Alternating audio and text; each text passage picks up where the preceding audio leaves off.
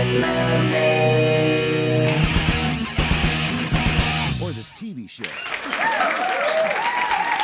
Yeah, we are on the air, and we're ready to rock for you tonight on another episode of Do You Remember This Movie? Or this TV show. Did you guys practice that? That was really good. I think we just did the Limu emu. These were fun. These movies were fun. So I don't want to give anything away of which ones we watched. So we'll let Cam give us a little sneak peek. Now it's time for the synopsis with Cam. The synopsis with Cam. Yeah. All right, folks. I have some treats for you tonight. First one is Masters of the Universe, a big budget episode of the classic television series that feels more like an episode of Power Rangers. Through a twist of fate that ultimately means nothing, some unsuspecting teens from California find themselves wrapped up in an epic battle for ultimate control of the universe. I think. Or maybe just the block they live on. Yeah. Who really knows, right? Well, there's a ton of people in this movie, so let's find out who's in it.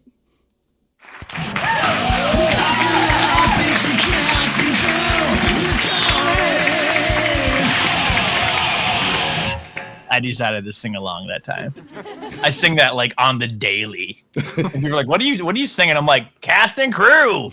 Anyways, first things first, we're gonna go backwards because I don't want to give away the main character. But playing Julie in this movie, we have the wonderful Courtney Cox.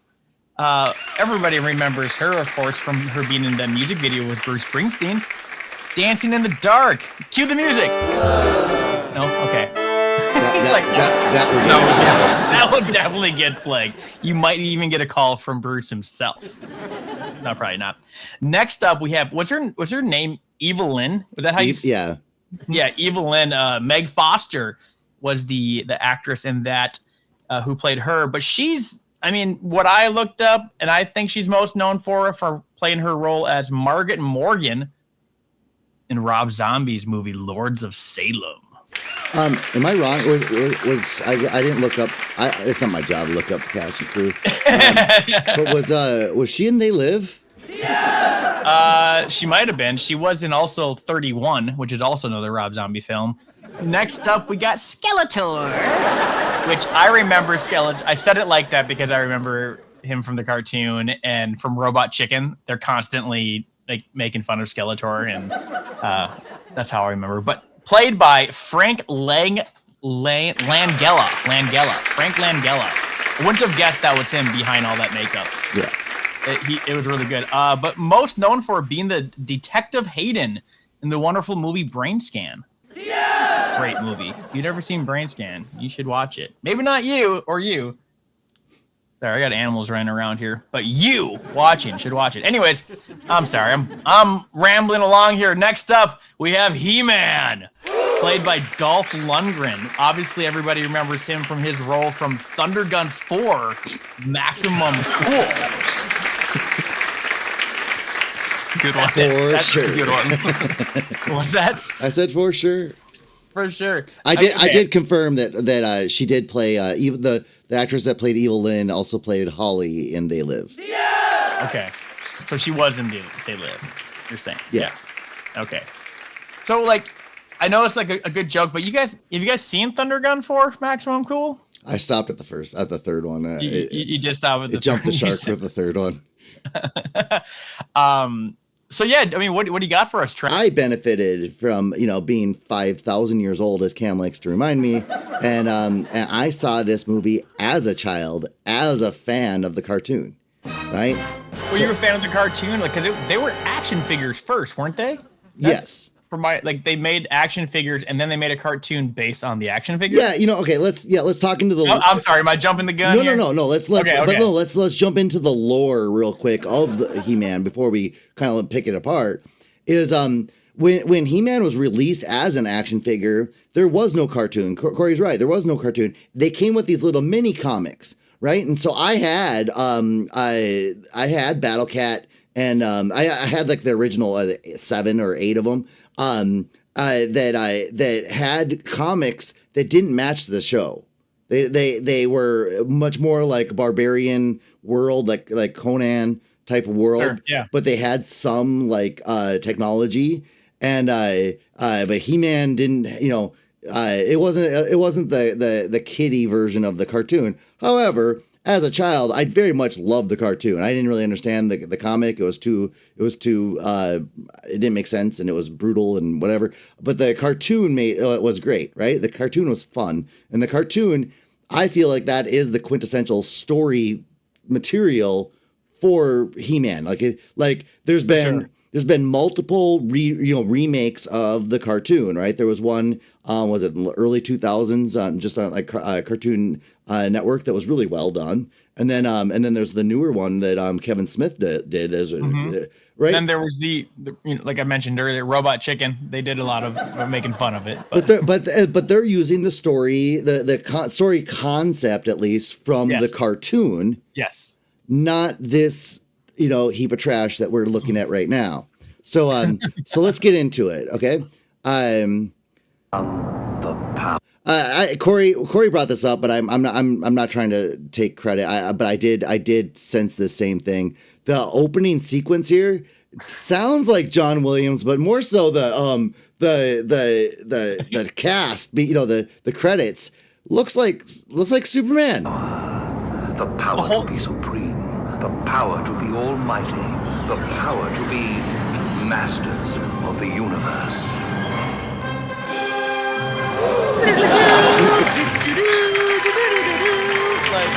Yeah,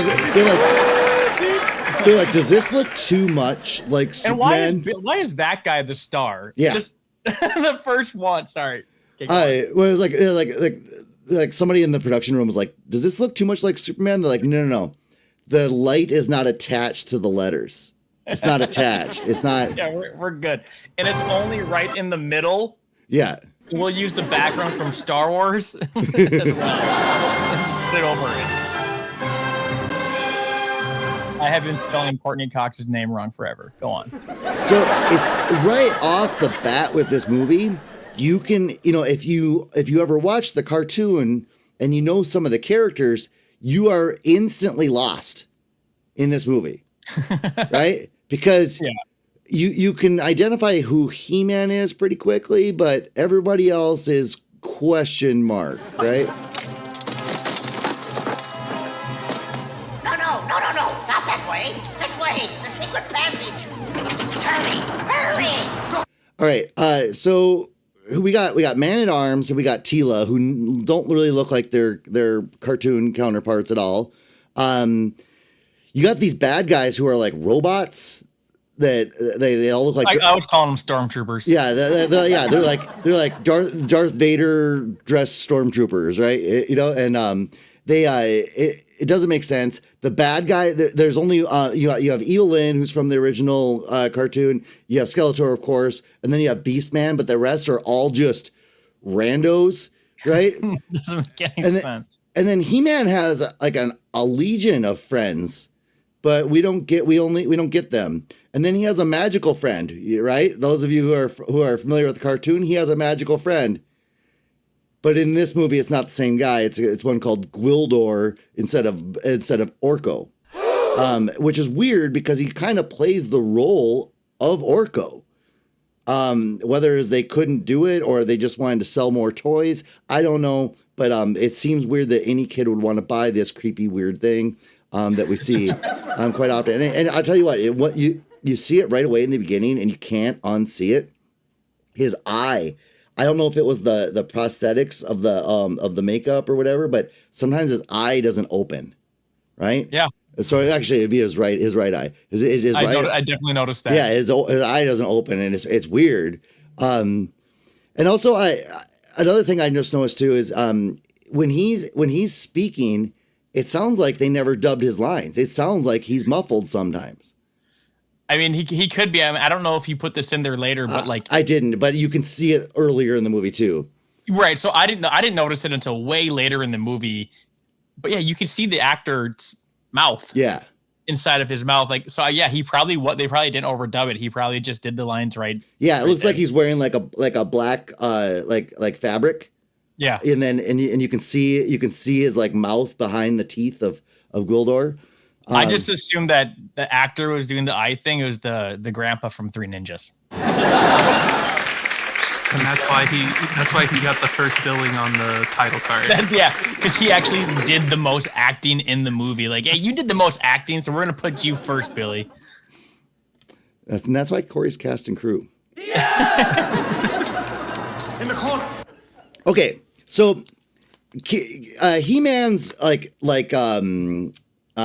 rank in the is the most powerful man in the universe. We've heard this, right? He can't take on the stormtroopers and the weirdo outside. He can't. I mean, he's running away. Let's move. Gwildor, where does this lead? To the caverns underneath Grayskull. Iron Eyes. Brother, hurry. Yes. Come on. I don't like adventures. What a great! I don't like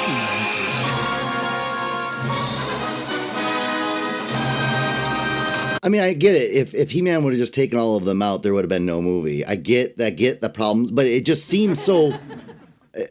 But that would have shown the strength of He-Man Yeah. instead of him cowardly running away. Like Luke Skywalker. Hurry. So, I got a smirk out of Cam. Well, and it's like I didn't even think about this, but it's from his own defensive fortification. Like, wouldn't that be your last stand before going into the tunnels? I didn't even think about that. So here's where we get we kind of ran through some of the characters, but that kind of ruined the movie, and then here's where and this is right at the beginning of the movie. He-Man's using a gun. Yeah. Yeah, don't remember that. I think they were like, hey, like, we need to use a gun because guns are cool. I remember getting the toy and he had a sword and an axe, and we're like, why would he even have the axe? Yeah, but then they give him a laser gun. Yeah. Welcome to Star Wars, everyone. And, Welcome to Star Wars. And this is our friend Skeletor, who it just looks weird. It's like if you guys can see my cursor here, it's like skull lips. Yeah. I mean, I think if they did, this is cool makeup, but it'd be cool makeup for a character we didn't already see before. So, like, why couldn't they black out his eyes? Or his eyes and his mouth, and then just ADR it, because you're gonna have to anyway. Yeah. But is Skeletor like full on Skeletor, like skeleton, or is he just his face? Just his face. Head is with the hood. It's just his face. Okay, so like he's still like can eat and digest things. And but you thank you for bringing that up, because what Skeletor looks like is he's a skull head with blue skin. Okay. Right? Yeah, I do remember that. And it's cool. It's cool. But no, we get pasty white, chalk man here. It's weird to me. It's weird. Frank Langella didn't want to do the whole like blue body paint thing. And I'm not attacking his ability, his acting abilities. He did the best with what he had in front of him, but the costuming is just not. Basically, this movie could have been an okay movie if it just wasn't if it was not using the character names from the what we know and like, right? So.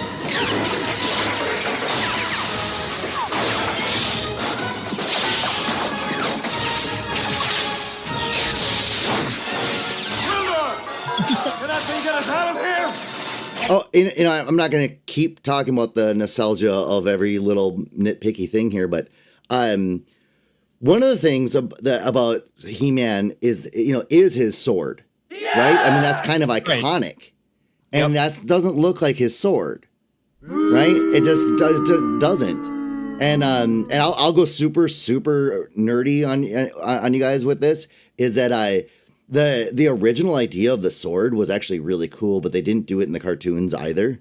But the original idea was that Skeletor had half the sword and He-Man had the other half. And if you put them together, you could open up Castle Grayskull, because the toy of Castle Grayskull had this little thing on the door that you had to have both swords together to twist to open, right? So it was whoever possesses a sword had the power of Grayskull, right? It was a cool idea. It was a cool, like, gadget, gimmick. And but in this movie, he doesn't have the sword. Like, it's nothing like the sword. However, Skeletor's staff with the ram's head is in this. So they did just pick and choose what they decided what was important to include in this movie. So yeah, I want to see the extended cut of this. I don't want to see the extended cut of either of these movies. I think we're seeing. Oh my God, I think we're seeing the extended cut of these movies. The other one is the extended cut, but yeah, maybe they show all that in the. Maybe they'll do it in the new one. Aren't they coming out with like a remake of this? I don't know. Yeah, it's supposed to be released in like May. Yeah! It really is. Is it a yeah. Wait, yeah. We can touch base on that toward the end. Okay. Yeah. Where? But where? Anywhere! Just do it fast! Yes, Assuming Dolph is reprising his role.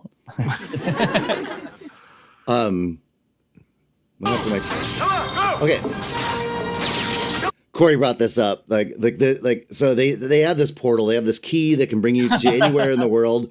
And Tila just does like a Han Solo flip into the garbage chute when she goes through the portal for no reason. Like Stargate over here. Yeah.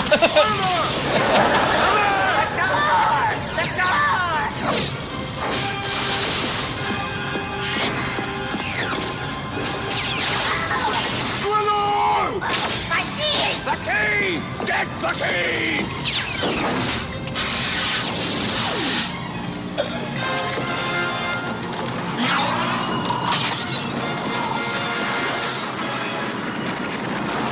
Whose claw was that? Was that He-Man's claw? Oh, I think it was Gwildor's. Okay, yeah. Gwildor's.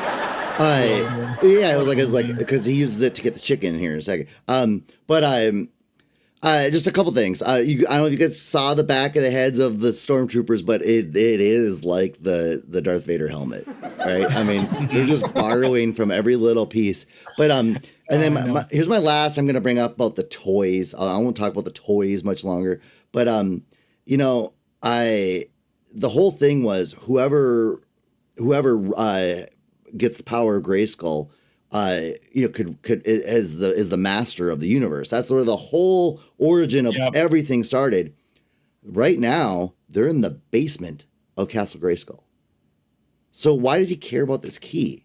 He has all the power in the universe. We've learned through millions of little comics that came with our action figures. We learned it through the cartoon that was loosely based on that. Like, it was like we learned all this, but yeah, we decided to make a movie that has something else. It's just something completely different. Yeah. And somehow we got to get them to Earth. Yeah.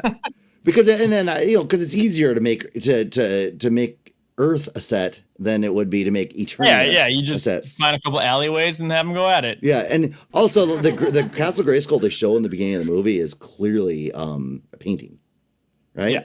And so when you see it, you're like, and then it has the colorful, cast in the beginning. The credits in the beginning. You're like, this is gonna be a really fun, colorful movie. Kind of looks like that Filmation color, But no, it just becomes like a C movie. Like Cam said it the best with it. It's Power Rangers. Speaking of, like, my quick thing with this is that I already mentioned that we're missing Orko, right? So and we just replaced him with a similar character but different, right? And then this is Prince Adam. This is the alter ego of He-Man. No mention of this, right? And which is the best part of the show because of the cartoon, because this is like the Clark Kent Superman thing where to become Superman, he held off his magic sword, says, I have the power, right? We don't get to see that. We get to see something like that at the end, but it's not a transformation. So it really, they ignored their own source material, okay?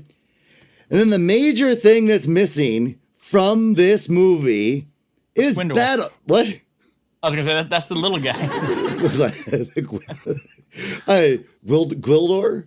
Gwildor, that's it. Battle Cat is such a huge component of the He-Man universe, regardless of which era you like, other than this one. He's a major figure, in the toy line, in the cartoon, in the comics.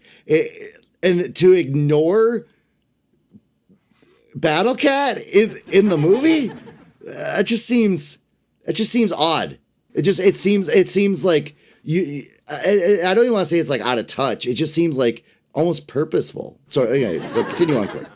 No, I mean, you kind of just blew my mind there. Like, I kind of completely forgot about the whole alter ego and the transformation, because when he does do it in the movie at one point. But and I remember him when I was watching it. I go, I remember that, like that.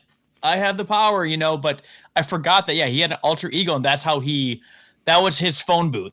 Yeah, essentially, right? Yeah, so he would say that, and he would turn into He-Man. All I was going to say before that was, speaking of Earth, from a distant galaxy, they have come to Earth. Next, we have a battle fought in the stars. Now comes to Earth. I got 2 more, but I'll save them for later. Okay. There's 4 taglines for this. Ooh. Yeah, we need a soundbite for the tagline. Oh! Taglines, Corey.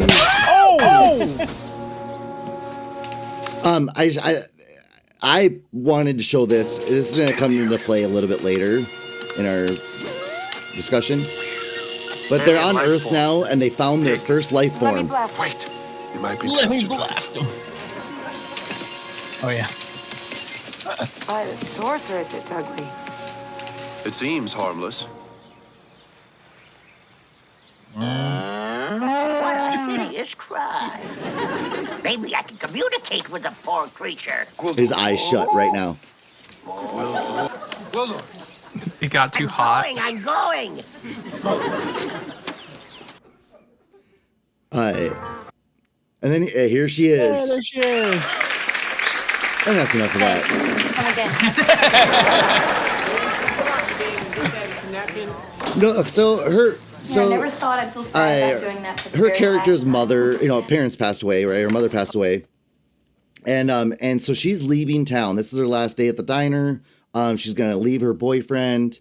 She has better things to do, and so that's really her whole life, is that she's leaving town. That's her backstory that we get, right?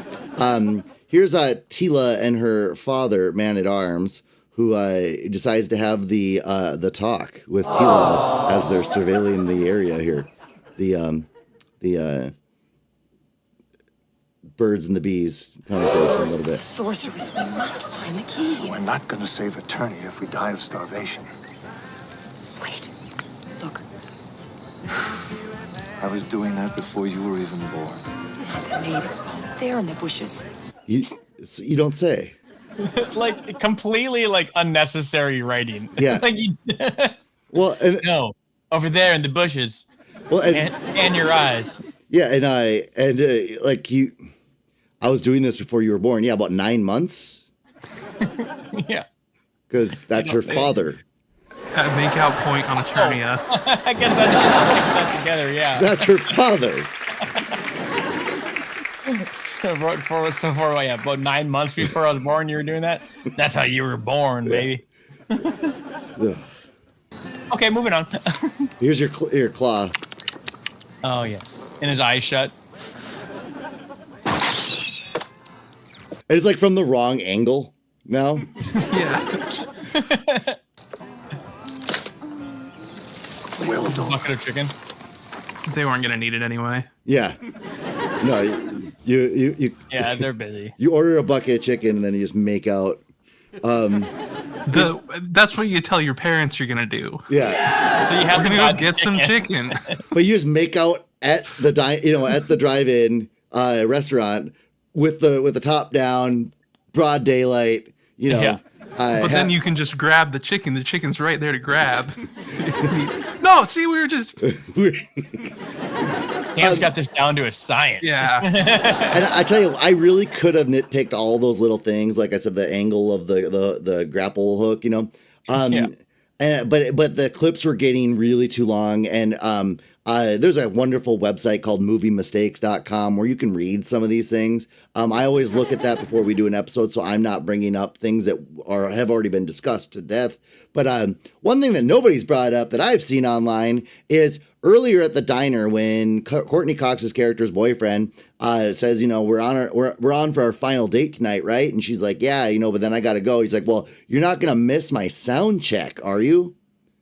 So here's her sound check. I guess I like to call myself a musician. I feel like I've done my fair amount of sound checks. I've never done them by myself. Without the rest of the band. Is this like at like a prom? That's what it feels like. What does that say in the back? Something about fantasy? Around the World Fantasy. And then Illusion is the name of the band. Oh, they're called Illusion. Julie, listen to this.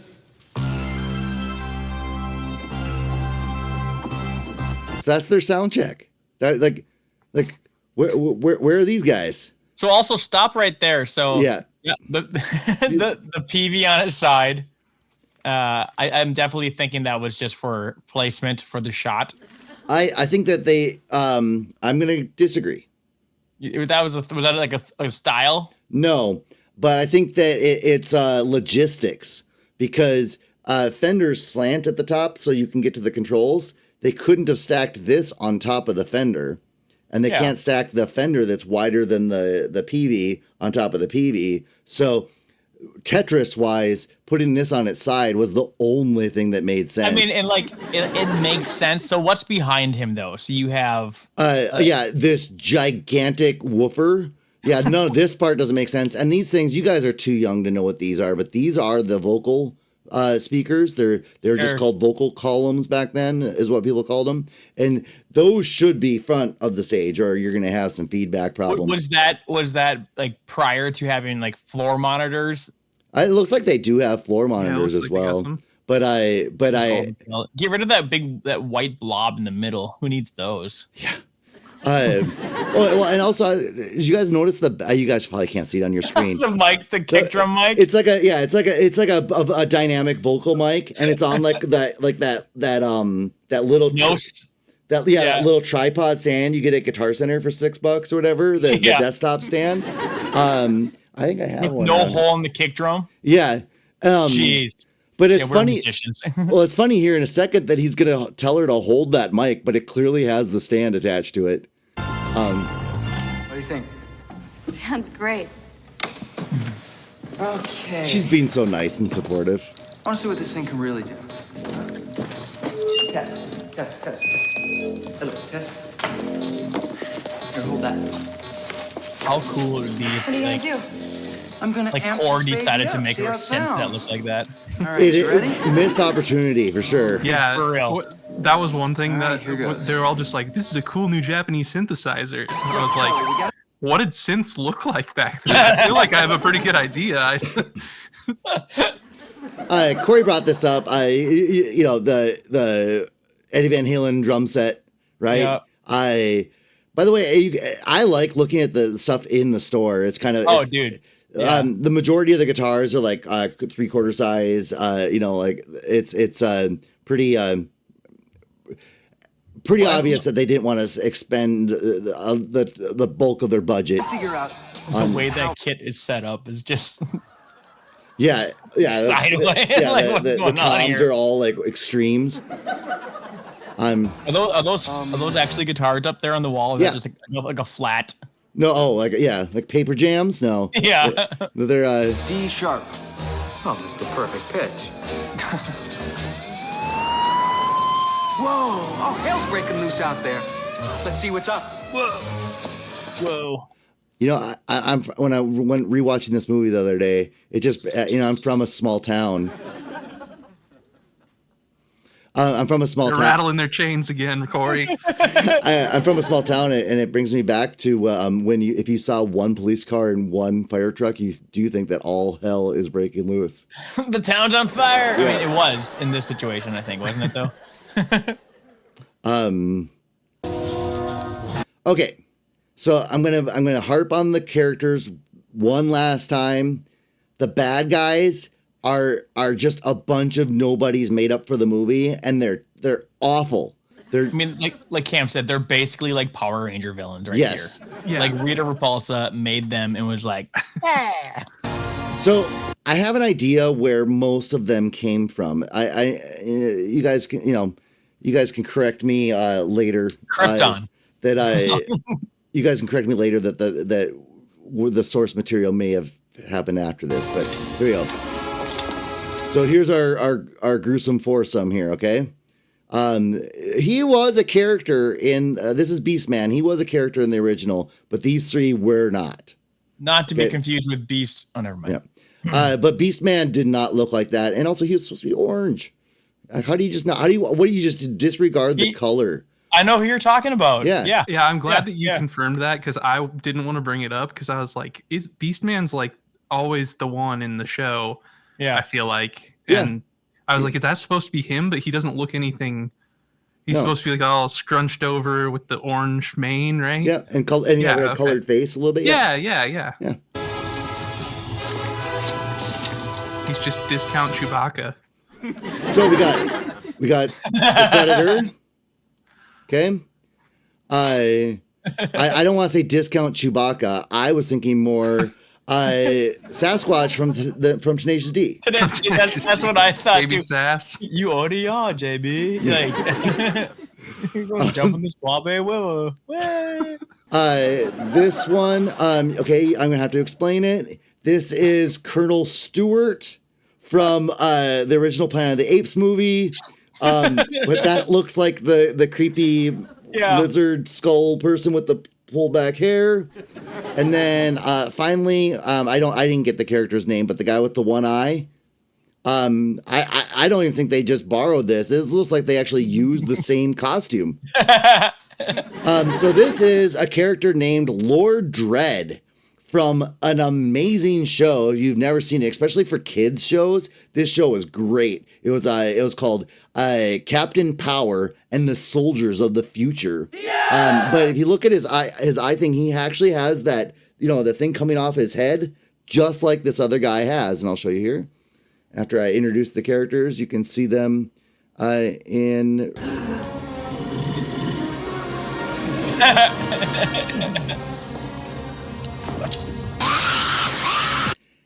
And Skeletor now has the powers of the Emperor. Oh yes, you will die. And they begged so hard not to kill the rest of them. Please, no. Yeah, this is great. Yeah. A pity to waste their talents. Save your pity for yourself if you fail. Take them and whatever troops and resources you need. I was not suggesting that I go. Then you should not have spoken. Leave immediately. When you find the key, send a sourcing signal. An attack force will join you, or I will follow. Man, he put 2 ors in there. I think you guys should write this down. There's a lot of orders there. Like, either this is going to happen, or this is going to happen, or this is going to happen, or I'm going to have to just take over myself. I just love it because it's like, she, excuse me, she like walks up and she's like, yeah, guys, you guys suck. And he's like, pushing her down, like, wait, what are you doing? You're joining them. No, that wasn't what I was suggesting. Like, I'm on your side. Like, they suck, yeah. And he's just like, nope. Yeah, you should have kept your mouth shut. Yeah, he should have kept his mouth shut.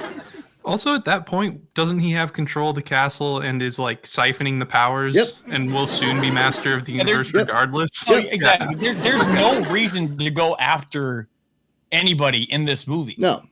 And he gets all of this without the key. He really does.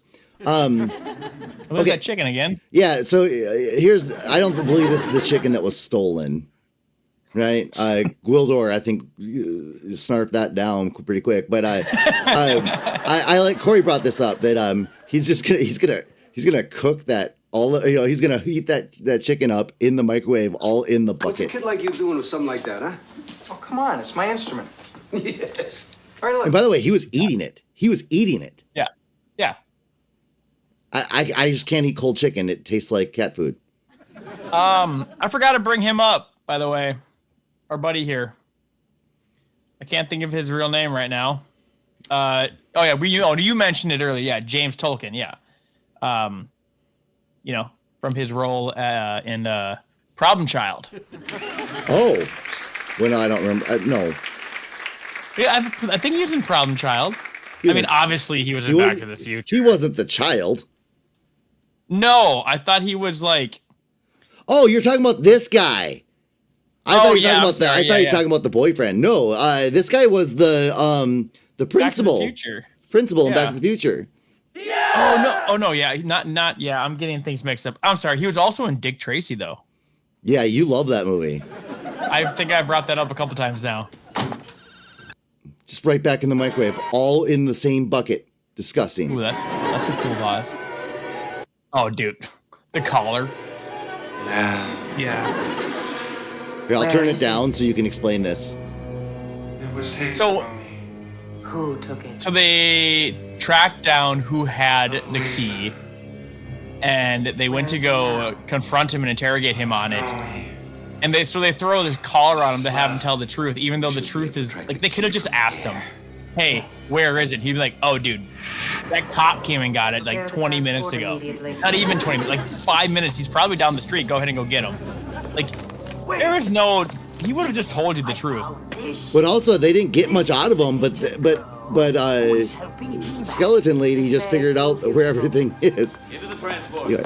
Move. It just didn't make any sense. Like, they could have just intimidated him. Yeah, well, the cop intimidated him by being a cop, but 4 scary monsters from outer space show up and he's got to be tortured. It's like they just assumed like they needed to put that on him because like maybe like they're used to dealing with, you know, a lot of like ghouls and aliens that lie. Gwildors. And Gwildors. But no, this guy was just a guy who, you know, he's just a human kid who was ready to rat out anybody that was confronted when he was confronted. Like wasn't it like Iron Man 3 where he comes out, he's like, hold on, I got people to roll on here. Let me tell you some people that are doing some bad stuff. And then they left the collar on him. Yeah. Like they must be easy to come by. Like they must have like a whole bag full of them.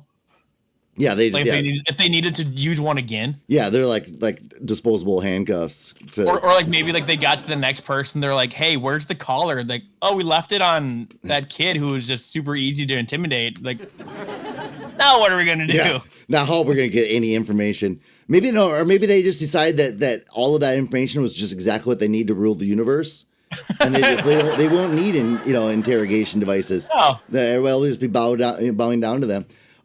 Here's another good scene of a Gwildor's eye. His eye. I don't know. I give all the trouble You almost can't. You can't unsee it. I can only spend 2 units. Did you return the volume up? No. You're a little bit, yeah. I was just. Yeah, just talk over. Oh, now the stormtroopers are at the music store. You think they don't like us? No, they're just lonely. They miss us. Can't wait for someone to come into my store someday and be like, "This was featured in the He-Man movie, Masters of the Universe." Throw a grenade. Throw a grenade, yeah. No, yeah. That looks like what my truck looks like. Okay, so this madness is I don't know if this is what you were talking about. Hopefully this is what you're talking about, Corey, is when he's on that glider. I think it is, yeah. We'll see what it is. So whenever He-Man is on this glider, or even the Stormtrooper Vader guy, and they're flying, they're clearly not the actors in costume. They're like stills of them. I think they're the action figures. It looks super weird. So here we go. You must not use that key.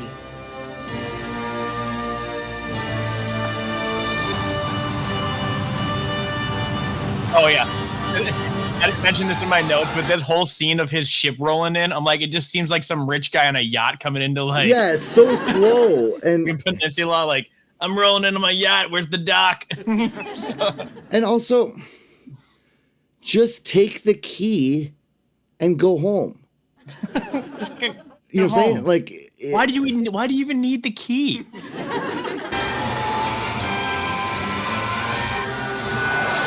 Why does He-Man have a gun? Yeah. But it's like they don't get like he doesn't get it. I just pointed at the screen like you guys can see me point. But he like when he's on here, he doesn't get bigger like as he gets closer or gets smaller there's no perspective.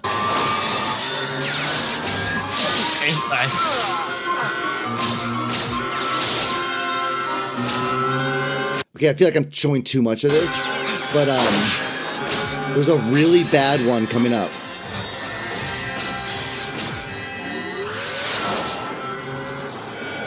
By the way, you can't go upside down on those things. You just fall off. Like, that's just terrible.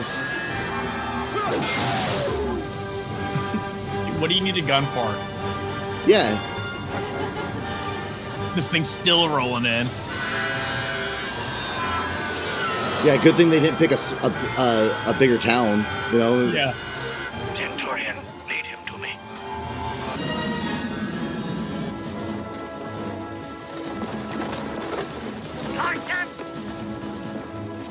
All right, when he comes up here, it's the worst one. That's the bad guy.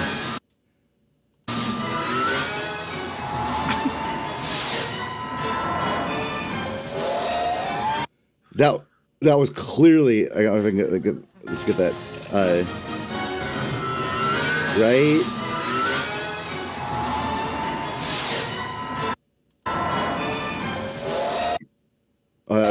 I am. Yeah. Like half the size of everybody else. Yeah. All right. Yep. Palpatine. So the most powerful man in the universe gets taken back to Eternia, and puts here's the sword in the stone. And here's here's the big payoff scene, and it just kind of falls flat. But yeah. Oh, and sorry. Oh, you go ahead. I was going to say like Super Skeletor. Yeah, he becomes like a big golden, like bedazzled Skeletor. It's ridiculous. I would think that much helmet would be uncomfortable.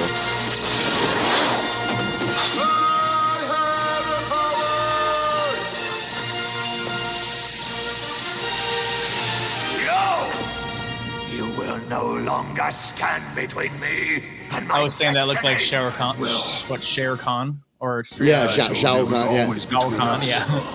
Finish him. To smash you out of existence. To drive your cursed face from my memory forever.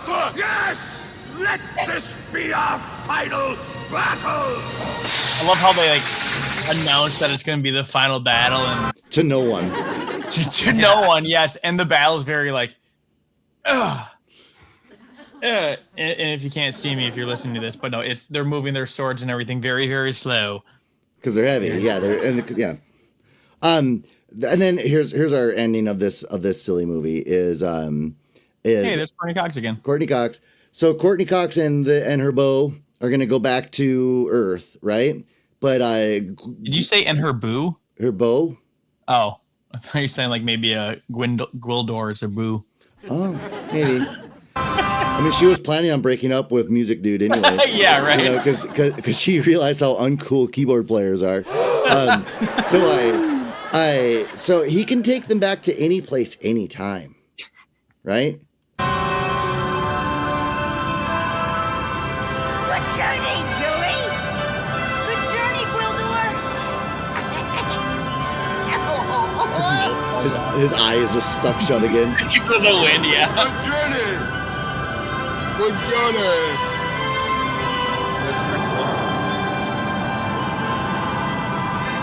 So Gwildor doesn't know where they're going. Gwildor, wait! Send us back! There's no way he heard what she said. And even if you turn it up and listen to what she says, how would he know what that is? To go, she was like, send us back from before the, right? Yeah. We go back to 1955. No, she goes back to before her parents die. So that scene right before she wakes up. So I don't know if you can go back just a smidge. So, and then pause it right before she gets up. So pause it. So her eyes are open. So to me, like when I saw this, it seemed like she was lying there, like you think she's sleeping, right? And then she like opens her eyes and pops up. But like she opens her eyes are open right now. So it's, to me, it was like she was waiting for them to be like, action, and then she pops up. I could be she wrong. just went through the portal too. So is her boyfriend in the room? Well, obviously, when you go through the portal, you end up comfy in bed, right? Yeah. Well, he probably just fell into the graveyard like the key did. What do you think that sign is on her wall there? It's a vision board. Life is a vision. Life is a test. Yeah, I don't know, some feel good trash. It's a vision board. It's every day just to make sure she's still got that 20/20 going on. You know, the only joke I had about this movie was, so you wake up one morning and you're about to go on your big trip, and then your daughter comes out and says, "No, Gwildor sent me back. You can't go on that plane." You're just gonna institutionalize your daughter. Yeah, instantly. Yeah, that's how you get that's how you get one less daughter instead of one less parent, right? One of us is going away, right? So that was a Masters of the Universe. AKA He-Man, AKA Superman, AKA Power Rangers, AKA a little bit of Star Wars, AKA Alien, I don't know. AKA Back to the Future. AKA Back to the Future. Yeah. All of those movies combined made this wonderful movie of Masters of the Universe. Wonder why they didn't. Why don't they just call the show He-Man? Like, I suppose because there's different people fighting for the universe, or like the cartoon's called Masters of the Universe, right? Yeah, the cartoon was called He-Man and the Masters of the Universe. Yeah, okay, that's what but I thought. The toys were called Masters of the Universe. Yes. Well, that was from 1987. We're gonna even go further back to 1982 here in a little bit. And when I say a little bit, I mean like probably right now. And once again, it's time for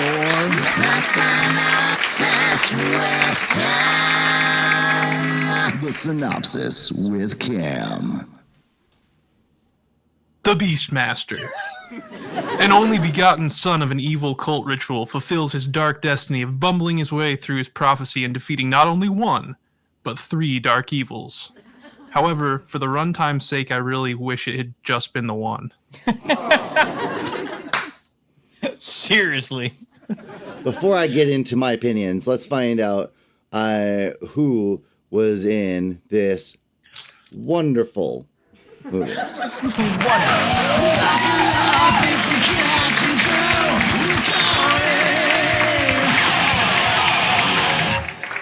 Like the spot said, buckle up, because here we go. Playing Seth in this movie is a wonderful actor named John Amos. Not to be confused with John Stamos. I get those two confused a lot. Yeah, dude, all the time. But John is mostly known for his role as Grant in Die Hard 2. Remember that? Yeah. Oh. He's also in Good Times. Welcome to America? Or Coming to America. Coming to America? Yeah. Welcome to America. Next up, playing the character Max or Max, because there's 2 A's, so I'm trying to pronounce it correctly. It's probably not that. But Rip Torn. Rip Torn. I was gonna make a joke before you said it that there would finally be a name. It would be impossible for you. Oh. Right. Yep. Right. Torn. Rip Torn played Zed, mostly known for playing Zed in Back to the Future. You know what rhymes with Zed is dead because he's not alive anymore. Dang. Well, that was a boy like that. Come on. I'm sorry. No, rest in peace, Mr. Rip. Died in 2019. Next up is, what is it? Kiri? Was that her name in the movie? Kiri, if I said that right. Played by I was gonna say, I almost said Tanya Rabbits. Tanya Roberts. But definitely most known for playing her role as a punk rocker in Sheena. You know.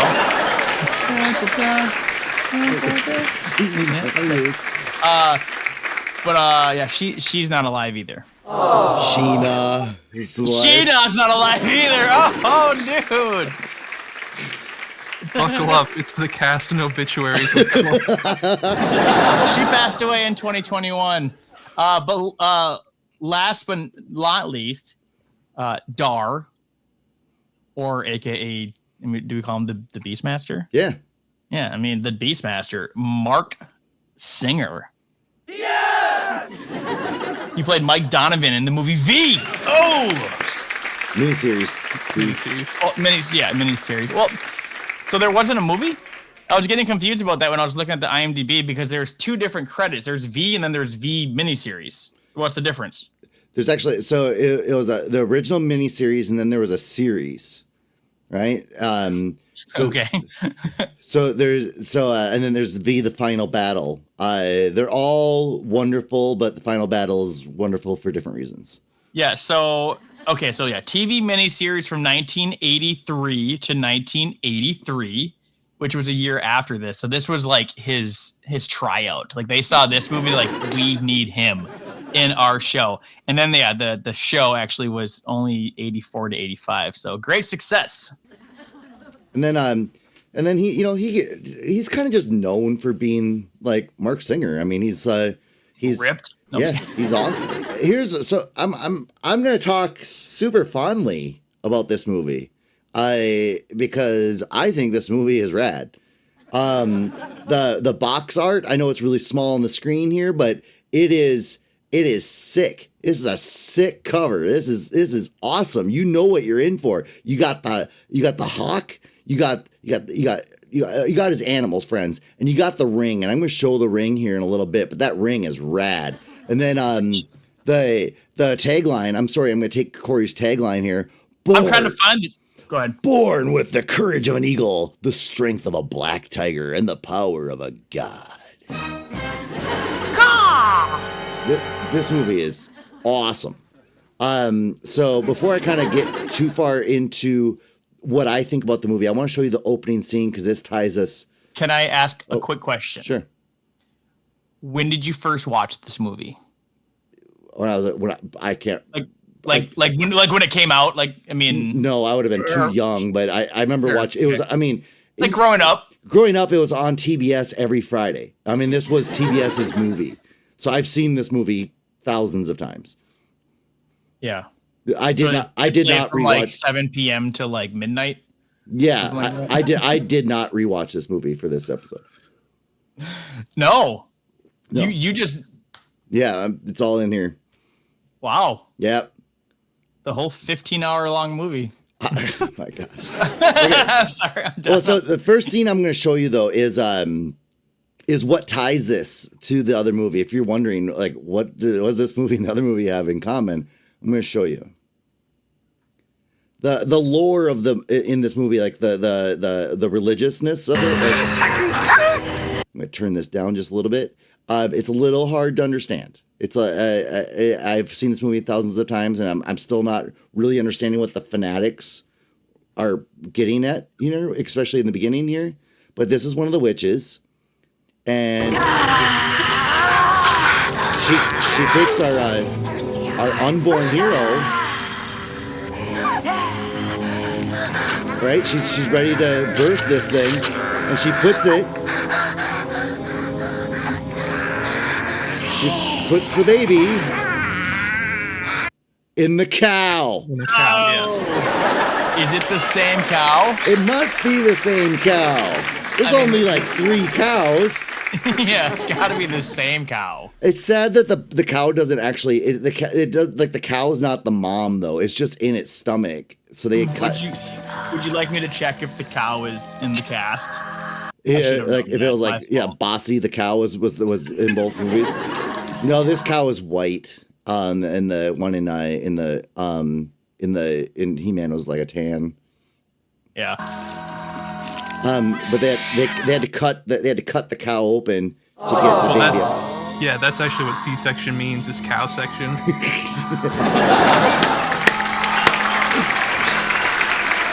Okay. So other than that, so we get to see the beginnings of the Beastmaster, right? Right here with this as a young Beastmaster, they almost get attacked by a bear.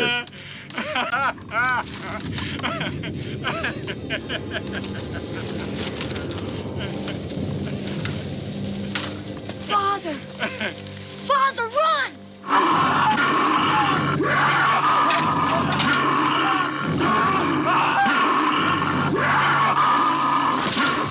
Shoot her! Shoot her!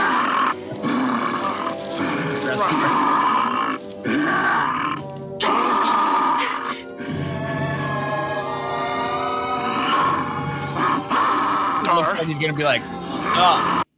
Want some? Only you can prevent forest fires. You want a piece of this?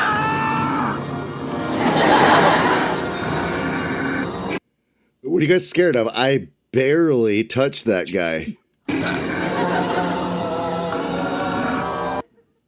What I learned from that was if I ever encounter a bear, I'm just having a staring contest with them. We'll see who wins that one, right? Or we won't. Right, yeah. The people are like, whatever. If a Corey gets mauled in the woods and there's no one around to hear it, does he really get mauled? Yeah, I'd be like, yes, we'll never know. Yeah, what happened to Corey? Don't know. And as Corey's dying, like, this is gonna be a legend. But it's like, it's gonna be a legend. Who would do the cast and crew? You would just roll the credits, and the ferret would. Well, yeah, we get one of these ferrets. No, these ferrets are rock and roll. By the way, I love these ferrets. I can't believe you guys don't like this movie. Okay, so moving on. So I think those ferrets are still alive. Well, one isn't. Yeah, ferret. So the ferrets tricked Dar, and he fell into some quicksand. But because he's the Beastmaster, they're gonna help.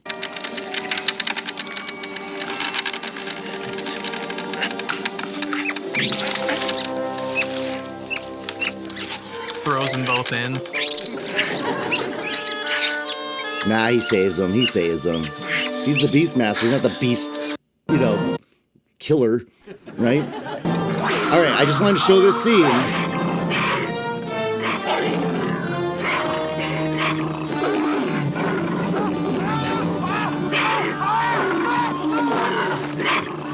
Because that's awesome. And Beastmaster was awesome too, because he's like, yeah. So here's what I'm saying. The Beastmaster is the best He-Man movie ever made. It did feel like it. This is the most He-Man we've ever gotten in a live action form. He has a battle cat. Yeah. This is awesome. And if you want to know what kind of powers he has, he explains it here, and I think it's clever. I think it's neat.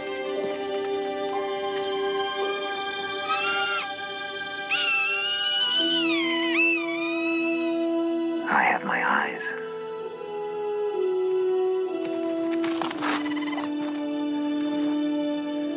Was this right before like the 15-minute like silent scene? And now I have strength. Your name is Ru. What was his name? Ru. Your name is Meow.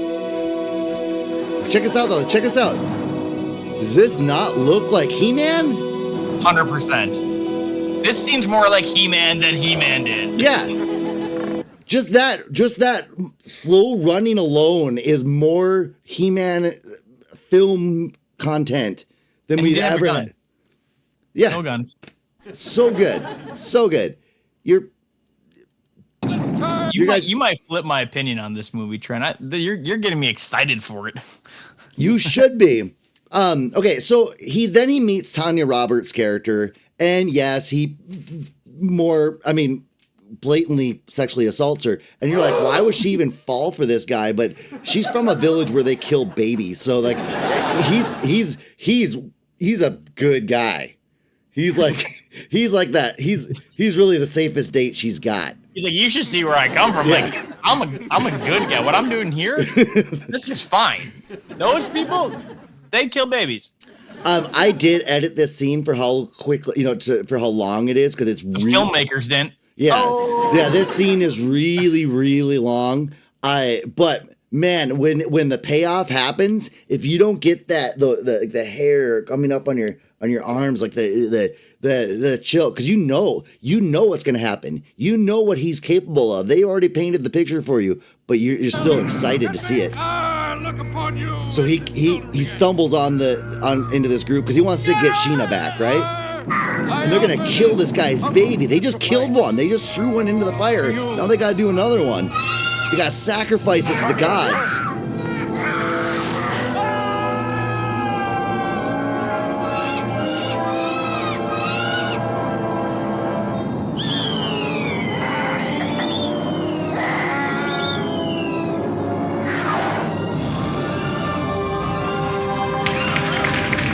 That's awesome.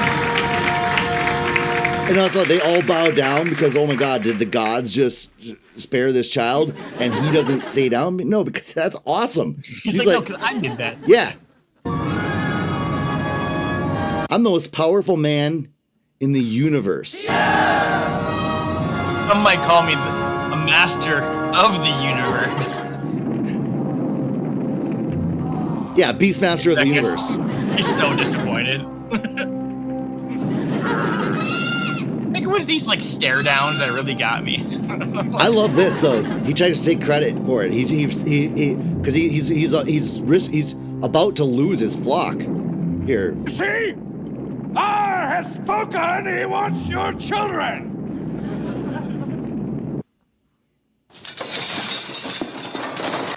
If you can dodge a wrench, you can dodge a ball. What?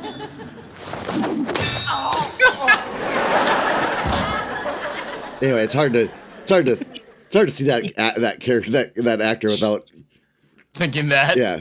Have you guys never seen Freddy Got Fingered? Oh, I've seen that movie. I was gonna put that in there. That's all I can think about. I was gonna put that in there. Okay, I just wanted to show this. Kiri. So Carrie's his cousin. Or Kiri is his cousin. I guess there's not a lot of people around, so I guess everybody's related. It's, whatever. I'll give it a pass. By the way, I don't know if that's a tiger. Yeah, don't they say like panther at one point? They do, and I'm not gonna go on a big tangent of this, but when I was in 4th grade, I did a report on cats and the different cats. And one of my big reveals at the end of the report is that there's no such thing as a panther. So those of you guys who like to learn about animals, there's never been an animal called a panther. What a panther would be a black cat. So what some people call a panther would be like a black jaguar or a black leopard or a black, right? There is no actual subspecies of cats called a panther. It's just. Do you think like when the back in the late 90s when the Carolina Panthers came out, you think someone was like, that's not even an animal? Oh yeah, and they knew it by then because And they're like, oh, we should have went by the Carolina Black Cats. Yep. Black Cats. No, actually, in like it's really fun in the 50s and 60s when they did like a lot of like Egyptian movies and Cleopatra movies and stuff, and where she has a panther. A lot of them you can see even though it's black, you can still see its spots because it's just a black leopard. But anyway, the point of me bringing all this up is I don't think this is a black tiger. I think this is a tiger that they painted or dyed. I think this is I don't think the color of this tiger is its natural color. I think they did this for the movie. I don't know. I couldn't find that, but that's what I believe. All right, I just wanted to show this because of the ring.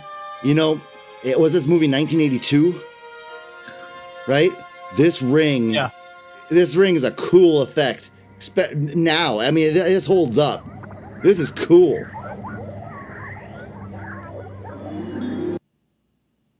And like the witches can view them from it. I think that's awesome. Witches, butterface witches. I just subtly threw that in there. You sure you don't listen to Buck Cherry? Okay, so I want to show this scene for a few reasons, but one is like I don't understand the rope. So they pulled the rope to get there, but then they're pulling the rope to leave. I don't really understand how the rope worked. I think they could have done a better job making me understand how the rope works. But here's what I would have added like 10 minutes to this movie. Yeah, but here's what I do like about this movie is so they got to get away. They got to get away from these guys. They have bows. Yeah, they have arrows being just launched at them, right? Not gonna make it. Lighten the load.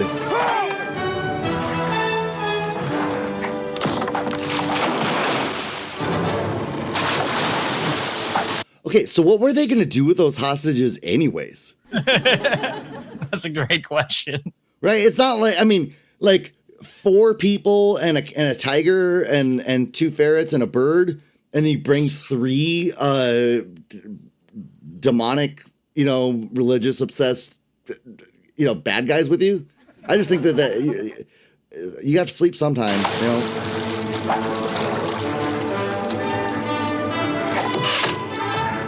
Okay, and then he cuts the rope. I don't get it. I don't get how the rope works.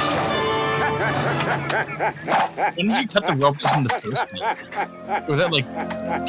I don't get how the rope works either. Like, was it tied to the dock? Yeah, well, because they pull themselves there because there's no sail on this thing. It's just a raft, and that's how they get. But cutting the rope, I don't know how that gets them. You would think it would just stall then.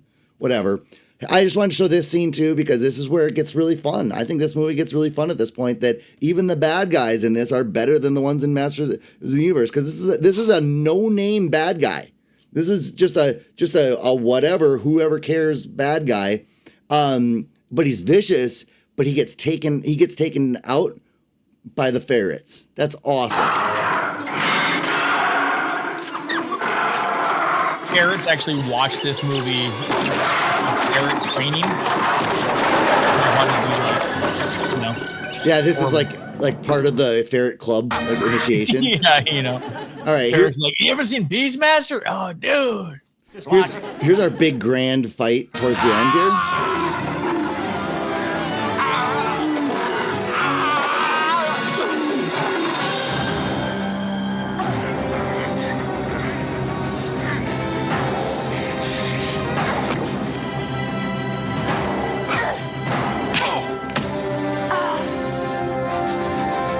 Good try. Yeah, also, like, no one's ever tried that before. They don't have any preventative measures.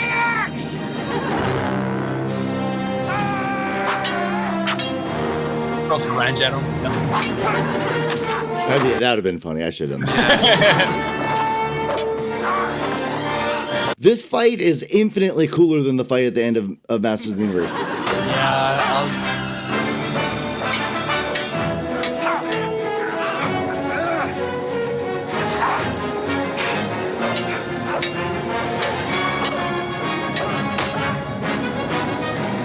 clips make this movie look way cool. And that's awesome. And that's the most He-Man thing that we've seen yet tonight. That was pretty He-Man. All right, I do want to say that wasn't one little clip left here. So he got stabbed, he got stabbed, but he gets back up, and they don't see this. And our hero saves the day.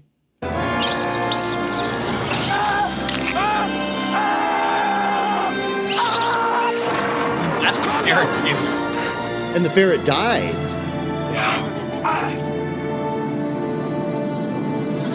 Isn't that sad? It does say that they actually did throw a ferret into the fire to make the effect realistic. Right here on IMDb. Wow, that's gruesome. No, it doesn't say that. It doesn't say that. Weird. And it said 5 people quit on that day because of the smell. They couldn't get it out of their noses. Well, here's what I say. That was the end of my clips. But that was actually not the end of the movie. No.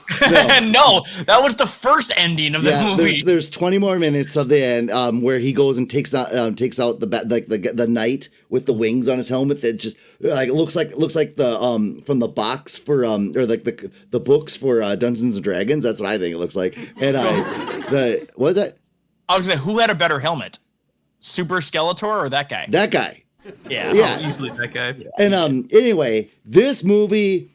I'm super surprised when we took our before we started filming this here that you guys were saying how bad this movie is. I'm appalled. This is I mean I have my reasons which I could put into my final thoughts. I'm gonna say I'll tell you that myself in like 2nd grade, 3rd grade, 4th grade, 14th grade, we used to draw that symbol on our hands. Like because he had the branded symbol that makes him the Beastmaster. We would put that on our hands, like and pretend we were Beastmaster at school. I mean, like, I tell you, I got birthed by a cow. I got birthed by a cow. I think this movie has it all. This is rewatchable. You guys talk about how long it is. It's not long enough. Well. So it was shorter at one point in its existence. I'm reading. This is true. This is actually on IMDb. But they're talking about how the first movie was only released. It was released in a Titan version, but it doesn't really feel right at some points. They say so. They added director's cut, which did add 20 more minutes to the movie, which is the one that we watched. I probably would have been fine with that 20 away. You know what? Really, they did need the ferret having babies. Oh, that's awesome! Yeah, that makes the 20 minutes worth it. You know what made it harder to watch, and I'm thinking it was not the movie. It was the platform of which we had to watch it on. Because I swear there was like 5 commercials like every 20 minutes. There was that one commercial that was the same commercial, like where and it was the same commercials over and over and over. Like again. it would say Who like do I vote for. You have 5. Let's say like add 1 of 5 and it play this commercial. Then 2 of 5, it's the same commercial. 3 of 5, it's the same commercial. Oh, it was just. Although to be fair, Corey, Trent did say he watched it back in the day on TBS. Yeah. Quick little funny thing I read. So the eagle didn't always want to fly on command, so they had a hot air balloon that they put the eagle in, and then they would open the trap door in the bottom, and the eagle would fall out to do the scene. And that's what it says on IMDb. That's true. That is a true thing. At least that's if I'm believing this right. That's what the internet says. So. That's what the internet says. The eagle often refused to fly on cue. To shoot footage of it in the air, it was dropped from a trap door in a hot air balloon. Well, let's go into our final thoughts. But I just want to say that I just looked up on IMDb and I saw that Masters of the Universe was written by a ferret. I mean, it might have been. The writer and the director was just a picture of a ferret. I tried to fit in my synopsis. I was going to make a joke that it was written by the writers of Days of Our Lives, because there's just like 19 subplots that are all just magically resolved in the last 3 minutes, and then you're supposed to believe that there's going to be another one. Oh yeah, the end. Which we didn't talk about that. Yeah. I mean, okay. My final thoughts for Beastmaster. Let's go. No, let's do Masters of the Universe. You want to do Masters? I mean, I'm on a roll with Beastmasters right now. So, but we can go. Yeah, we can go to what is it? Motu. Yeah. Motu. Masters of the Universe. I'm pretty sure I saw this when I was younger, and it did feel like there were things missing, but I haven't really kept up with my He-Man knowledge over the years. So thank you for bringing some of that back to my attention, which when telling me that, it did bring me down a score, which when I tell you my score, you'd be like, you gave it a what? You know, but I mean, I'm just gonna rip the Band-Aid off. I mean, I give it a 4. I gave it a 4 out of 10. It was entertaining. I enjoyed it. I had fun watching it with a friend, and we were clowning on it quite a bit. I give it a 4, and I would recommend this to somebody, and I would pick it up in the bargain bin if I saw it. I would give it a 3 begrudgingly. I think it's a very terrible movie, but you know, it has things that's fun to watch, right? They just built this huge story up with the cartoon and the specials and the holiday special and all this. They built this show up so much, and then they made a live action movie that ignored all of it. So I'm gonna give it a 3. There's a little quick thing I was just reading here. I think that's a respectable score, by the way. I do. So Frank Langella decided to take this role because he wanted to do it for his son Alex, who was a big fan of He-Man, and he felt Skeletor was a role he couldn't refuse, and actually says that was one of his favorite roles he'd ever played. Who does that remind you of? Raul Julia. Yeah, right? From Street Fighter. Which is funny because that's one of the frequently asked questions is, why was Frank Langella cast as Skeletor? Like, why was that awesome actor or known actor? I don't know if he's awesome or not. Why was he in there? There's a lot of questions. So if you have questions, Trent, look those up. They even talk about Shia and where is she? I'm not going to tell you because I can't pronounce the planet name of their home. Oh, yeah. Yeah. What were you saying? I can't remember the name of her planet. He's from Eternia. She's from Earthia. Yeah. Earthia. Yeah. They said most likely she was on Earthia. So that's a very common question that people ask. Where was Shia in that movie? She-Ra. All right. I Cam. I'm gonna give it a 3 as well. It was a big budget movie, but it also felt kind of empty at times. You're breaking down at that first scene, like, really kind of made me a lot more cynical about this movie. It's like, I don't know, it kind of like, when I watched it, kind of like brought me into the universe, but then you just are like, it's the wrong universe, man. I'm like, yeah, and like the bad little assistant who is funny on your first watch, but when you kind of analyze it, it's, yeah, broken puppet, bad actor. That actor won a Razzie for that performance. Oh, really? Yeah. It was the only Razzie won by that movie, which I thought was kind of funny. Not much good to say about it other than like it was a big budget movie that like I'm sure it lost a ton of money, right? Oh, I must have. So what, you gave it a 3? Would you? Wouldn't recommend it. Wouldn't buy it. You wouldn't recommend this movie? Either of you guys? No. And you wouldn't buy it in the bargain bin? $2. I think I do own it, actually. That's even on VHS? No. I think I have it on Blu-ray. Ooh. I think it was bargain bin. Like, do you think that was one of those things that you bought and you're like, I think I like this, and then you recently okay. Did you rewatch it? This one? I did. You did? Okay. Do we want to move on to the Beastmaster? Yes. Do you want me to go first? Go ahead. This movie was way too long. Okay, so I mean that's my biggest complaint. And for me, and maybe it's my ADHD or something, but it was hard to follow like really what was going on too. And then there was like those like really long, quiet scenes, like that quiet. Like it was just like I didn't know what was going on. Like I literally checked my TV 3 times to make sure I wasn't on mute or I didn't hit the mute button by accident. I don't understand why they needed to do those scenes, but yeah, it the clips you definitely made me feel like it was a more fun movie than I actually thought it was, and it was way more of a He-Man movie than the He-Man movie itself. But I'm only giving it a 3. Like I wouldn't rewatch this movie. I probably wouldn't tell anybody to watch this movie. I'm not a fan, and I'm just gonna go ahead and say that I wouldn't buy it either. And I feel like I'm disappointing you so much right now, Trent. Yeah, this movie, end up having multiple sequels, a TV series. There's the success of this movie is far broader than the world of Corey. I mean, in your opinion, no. It just, I don't know, didn't do it for me. Maybe if I saw it when I was younger. I think the reason why I liked He-Man more was just because, I have, the fake action figures of He-Man. So I think that was kind of nostalgic to me. But I want to hear Cam's reaction first, and then I want to hear Trent's. So my main two things were it was hard to understand what was going on when it started.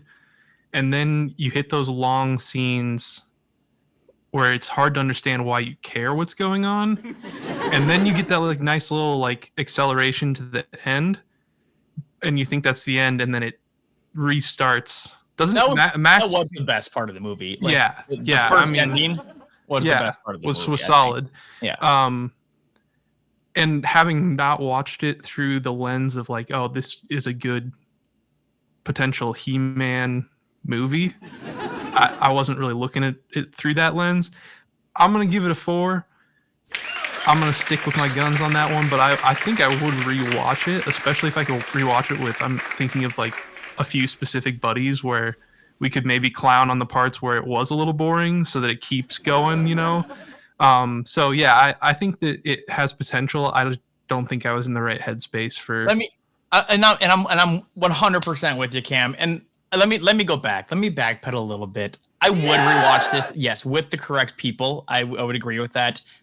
My buddy who I watch He-Man with, he wanted to watch this, but he couldn't figure out how to download the app, whatever. And I would prefer not to watch it ever again on a platform that has commercials every 20 minutes, especially political commercials every 20 minutes. And it got really old, and it was really hard to keep watching. So it took me out of the movie, all those commercials did, and it was hard to get back into the movie. Like you said, there was those long scenes. So I would watch it again. But you're on thin ice, Beastmaster. But I'm thin ice here. Yeah, so I'm gonna go completely crazy here. 10 out of 10. No, I think the movie's great. I think it's a fun watch. I do agree that the religious, the weird rarbarian religion that it's hard to understand what their gist is. I mean, I think we all get that Rip Torn, his character is obviously, he knows that this is that some of this isn't real, and he's just abusing these people. But how did they get the baby in the cow?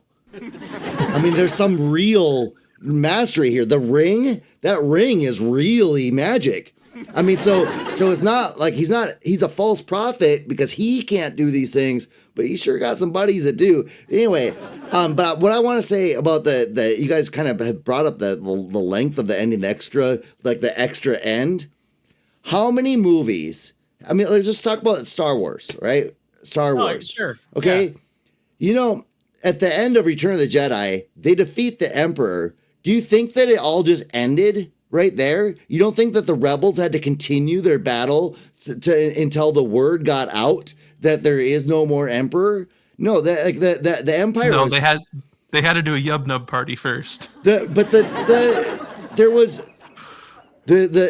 That's what's wonderful about this movie is that he takes out Rip Torn, and then he goes, now what do we do? And so one of the villagers says, we flee, because now nobody's gonna chase after us. And another one goes, no, we fight, and we get our village back, and we get our friends back, we get our families back. And then cut, Beastmaster 2 starts. No, and then they go and take out these people, and it's awesome. It's awesome, and then whatever happened to that knight, you wouldn't know.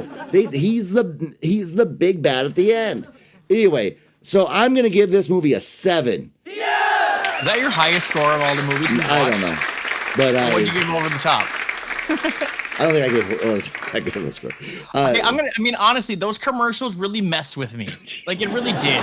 It took me out of the movie. Because I sat down, I'm like, okay, hour 55. Like, this is an hour. Okay, cool. I got this.